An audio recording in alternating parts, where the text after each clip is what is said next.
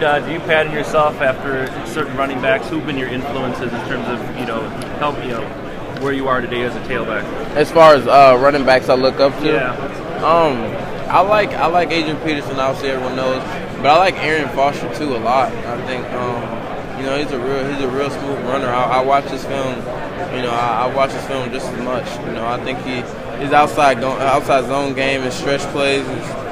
We run the same type of plays, and the way he hits it, it's just, he's just so smooth, and he's not the fastest guy either, but on film, you can't tell that. So he's definitely one of the players I try to mix my game up and try to imitate. But as far as both AP, I like AP and I like Aaron Foster, and there's some other running backs too. You try to take some things from Shady McCoy.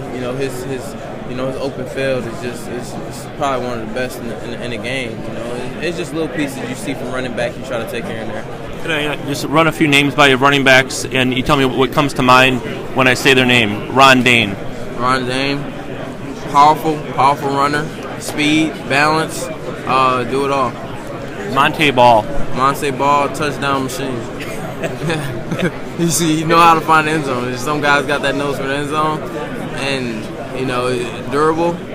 Never got hurt, and I think Monty is just knows how to find. It's like I didn't realize how hard it is to score in this game, and for him to do what he did is just crazy.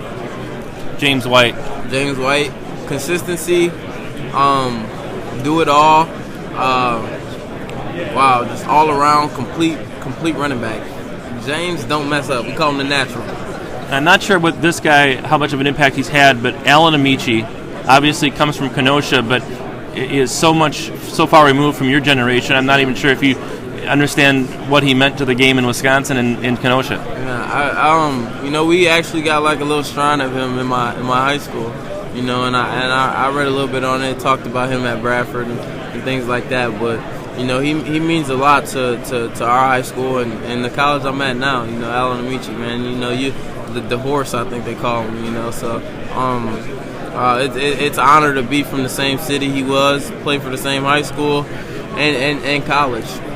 When you see his name up there on the facade and Ron's, does that motivate you at all? Does that do you ever envision your name being up there someday? I do, and I looked up there from when I was a freshman, and I always wondered, how special would it be for your name to be on the wall? Because that way, every player that comes in, will know your name, and that's a great way to be remembered. I feel like, and that's what I came back for, and part of the reason. And, I just think it would be so special, to get your name put up on there. It would be a special feeling, man. Your yards per carry numbers for your career are huge, but obviously a lot of that was built as first the third guy, then the second guy. Now that you're the first guy, how do you try to, maintain that level of explosiveness? You know what, man? Like my coach used to tell me, you get 3-4 yards to pop. Don't worry about, 10 yards to carry because that's not realistic. 70-yard runs, that's not realistic. 50, 60-yard runs again, it's not realistic. 3-4 yards a game, if my yards per carry go down, so it's whatever. As long as we getting them first downs, getting 4 or 5 yards to carry, I'm fine with that. Great, thanks, Melvin. The legacy of